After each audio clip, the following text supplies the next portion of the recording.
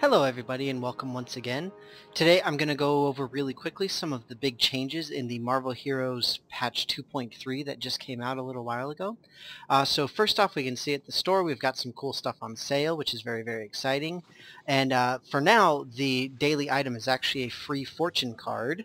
So let's see, today we got a fortune card Mark II and I get XP boost. Sweet, I'll take it.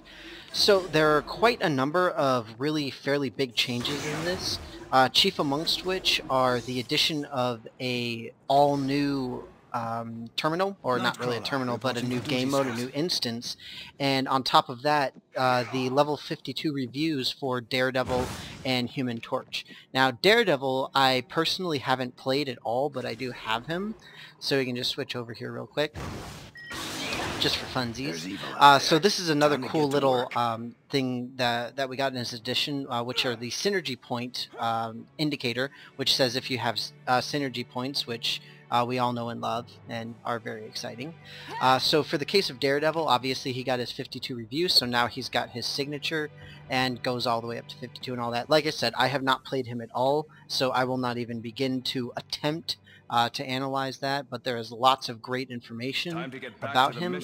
For Human Torch, on the other hand, he was actually my starter, so he was the first one I got to level 60, and I certainly have plenty of info on him.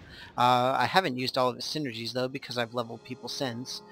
So just for fun, I'll just slap on a couple here, just because I don't have very many to apply, just so that I can do something.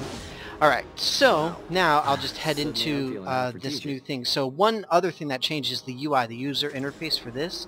Whereas before the terminals were first off split into the red, green, and cosmic, now you just have the terminals tab with the three here, and you can only go into the ones that you're eligible in. So instead of listing out tier 1, 2, 3, and 4 for the green and the red, it just says green and red, and you automatically go to whatever level band it is that you're available at.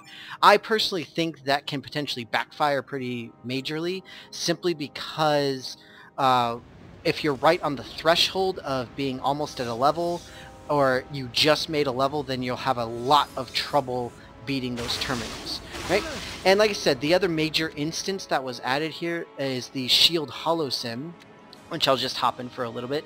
This is, in essence, basically an X defense that's designed for just 1 or 2 people, and as opposed to the X defense, the full X defense, which is designed for 5. So this is the training room.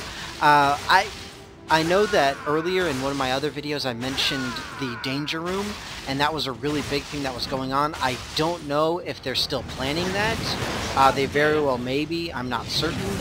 But as of right now, we got the Shield Holo-Sim here. And basically, I mean, it's essentially mostly for leveling. The loot from it is not great. It's not terrible. But again, it's just not incredible. It's not what you would expect for really good end game stuff. I haven't been extremely far in it, so maybe it gets better later.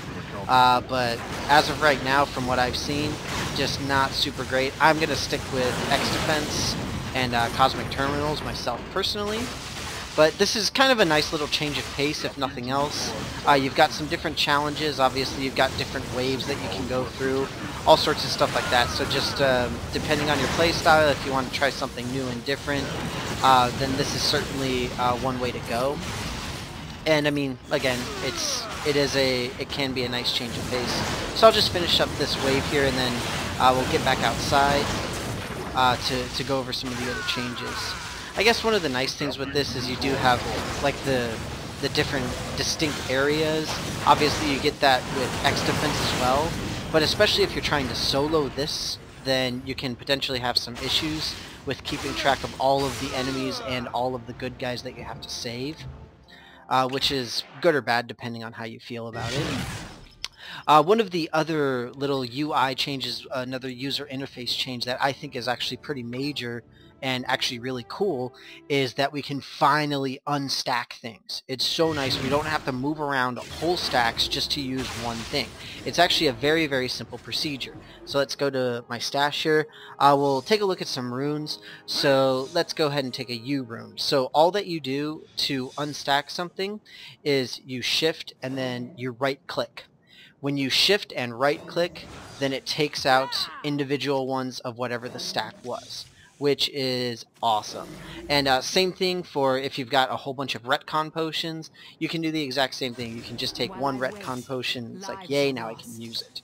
Right? Really, really nice. Okay, nice little user interface change.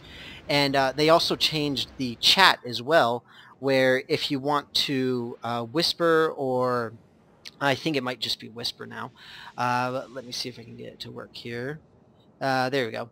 So if you shift and left click, then it allows you to whisper to whoever you're pointing at in the chat window, which again is very nice because that was kind of a hassle to type out everything, which can be exceedingly frustrating. And other than that, they had the obvious typical character changes with minor tweaks and things like that, changing some minor powers and things of that nature. But other than that, not really a whole lot. They added new legendary quests, they added new X defense waves, a decent amount, certainly worth the 2.3 designation as opposed to simply another 2.2. And that being said, they also mentioned some really cool upcoming stuff. Chief amongst which is next week, the last week of February, they're going to be releasing the next character, Moon Knight, which is going to be very, very exciting. If you guys watched the Twitch live stream a couple days ago, it's very, very awesome, super fun, can't wait to see him in action. And then after that, we're looking at Doctor Strange as the next person, and followed by the Invisible Woman, so we get to mess with some force fields, which ought to be fun. And then more UI changes. The one thing that I know I'm really excited about, and I'm sure most of you are, is the legendary quest sharing amongst your group, which will be super awesome. And just some other things that a lot of the community has been asking about, which is really, really cool. And of course, bug fixes, all that kind of stuff. So with that, that's pretty much it as far as the major changes in Marvel Heroes 2.3. I hope that you enjoyed my little video here, and happy hunting for all that nice loot that you're going to get. I'll see you guys next time.